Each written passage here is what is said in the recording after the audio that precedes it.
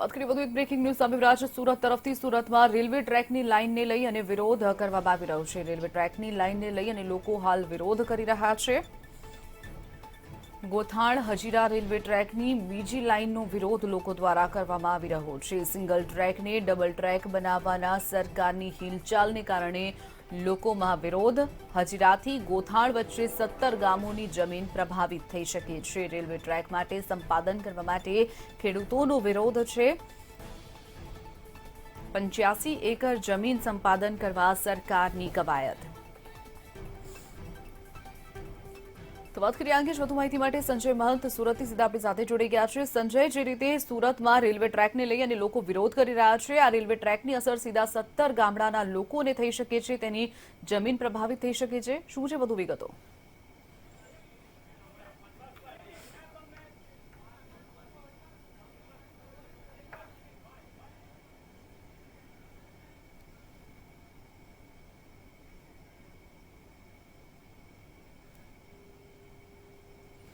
લાગે છે સંપર્ક કપાઈ ગયો છે। વાત કરીએ સુરતમાં જે રીતે સિંગલ લાઇનને ડબલ ટ્રેક કરવાની જે કામગીરી કરવામાં આવી રહી છે, સરકાર તરફથી આ કામગીરી કરવાની વાત કરવામાં આવી છે। રેલવે ટ્રેક માટે સંપાદન કરવા માટે ખેડૂતોએ વિરોધ કર્યો છે।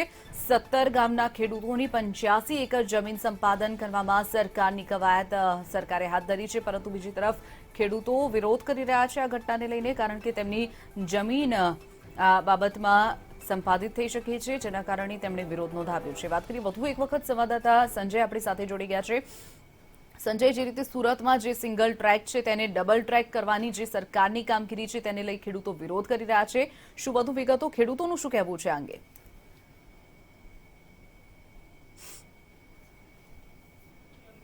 સુરતનો ઔદ્યોગિક વિસ્તાર હજીરાથી ગોથાણ તરફ જતો જે રેલવે ટ્રેક છે એ ગુજ લાઇનનો રેલવે ટ્રેક છે અને રેલવે ટ્રેકને ડબલ કરવા માટે સરકાર દ્વારા એક યોજના જાહેર કરવામાં આવી છે, જેથી કરીને ઔદ્યોગિક ઇન્ડસ્ટ્રી જે છે તેને ફાયદો થાય, પરંતુ જે ખેડૂતોની જમીનો જઈ રહી છે, ખાસ કરીને હજીરાથી ગોથાણની વચ્ચે 17 જેટલા ગામો આવેલા છે, 204 સર્વે નંબર સંપાદનમાં જાય તેવી શક્યતાઓ છે અને ખેતી લાયક જમીનો છે જેનો વિરોધ ખેડૂતો કરી રહ્યા છે, કારણ કે આ જમીન જાય તો ખેડૂતોની આજીવિકા જૂટવાઈ જાય એવી શક્યતાઓ છે અને ગુજરાત ખેડૂત સમાજ દ્વારા એક મિટિંગનું આયોજન કરવામાં આવ્યું છે અને આ મિટિંગ અત્યારે સુરતના જે ગુજરાત ખેડૂત સમાજની ઓફિસ છે ત્યાં ચાલી રહી છે અને જે સંપાદનમાં જેમની જમીનો જઈ રહી છે તે ખેડૂતો અહીં એકત્ર થયા છે અને ગુજરાત ખેડૂત સમાજના નેજા હેઠળ આગામી રણનીતિ તેઓ નક્કી કર્યા છે। ખેડૂતો કોઈ પણ ભોગે જમીન નહીં આપવાનો જે નિર્ણય છે એ નિર્ણય કરી ચૂક્યા છે। ત્યારે દક્ષિણ ગુજરાત ખેડૂત સમાજના પ્રમુખ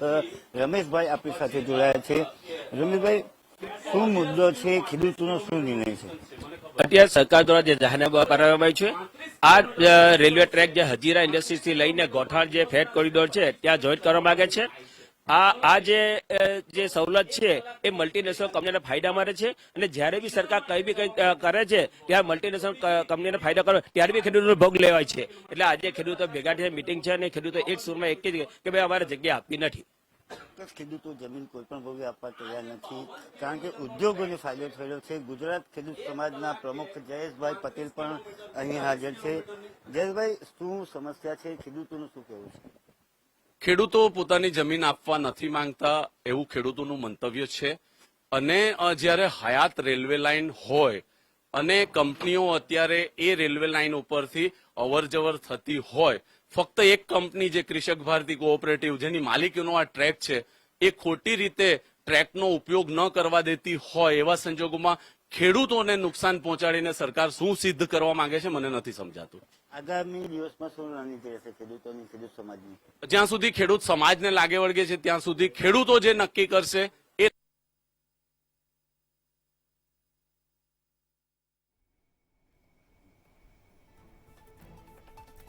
તો જે રીતે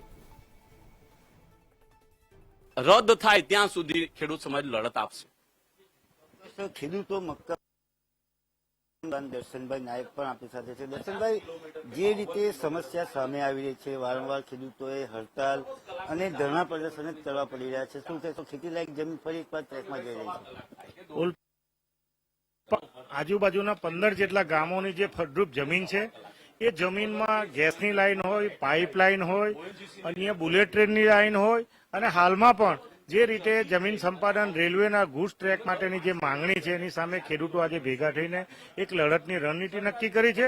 આ કિંમતી જમીનને, ફળદ્રુપ જમીનને ખેતી લાયકમાંથી ઉદ્યોગપતિઓને આપવા માટેનો રીતસરનું કાવતરું છે. એની સામે ખેડૂતો લડી લેવાના છે અને જે રીતે ખેડૂત સમાજ ખેડૂતો જે નક્કી કરે એ લડતમાં ખેડૂતોની સાથે રહીને આ જમીન જતી અટકાવવા માટેના પ્રયત્નો કરશે.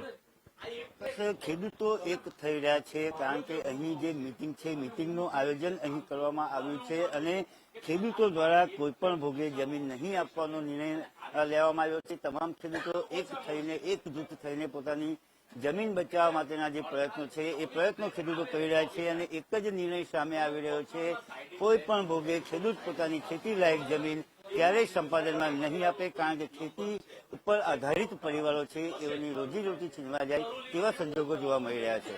જી ચોક્કસથી સંજય, માહિતી બદલ આભાર. તો વાત કરીએ સુરતમાં રેલવે લાઇનને લઈ અને ખેડૂતોએ વિરોધ કર્યો છે. હજીરાથી ગોથાણ વચ્ચે 17 ગામોને પ્રભાવિત કરતી જે રેલવે લાઇન ની વાત કરવામાં આવી છે, સરકાર તરફથી લાઇન નાખવાની વાત કરાઈ છે, ત્યારે તેને લઈ ખેડૂતોએ વિરોધ કર્યો છે. 17 ગામની જે ખેતીલાયક જમીન છે તે સંપાદનમાં નહીં જવા દઈએ તેવું પણ ખેડૂતોનું કહેવું છે. 17 ગામના ખેડૂતોને સીધી અસર થશે આ ટ્રેક લાઇનથી, જેના કારણે તેઓ પોતાનો વિરોધ નોંધાવી રહ્યા છે. રેલવે ટ્રેક માટે સંપાદન કરવા સામે ખેડૂતો પોતાનો વિરોધ નોંધાવ્યો છે. 85 એકર જમીન સંપાદન કરવા સરકારની કવાયત છે, ત્યારે જે ઉપજાઉ જમીન છે, ખેતીલાયક જમીન છે, ત્યારે તેમાં જમીન સંપાદન જે કરવાની વાત સરકાર દ્વારા કરવામાં આવી છે, ત્યારે ખેડૂતોએ તેનો વિરોધ નોંધાવ્યો છે.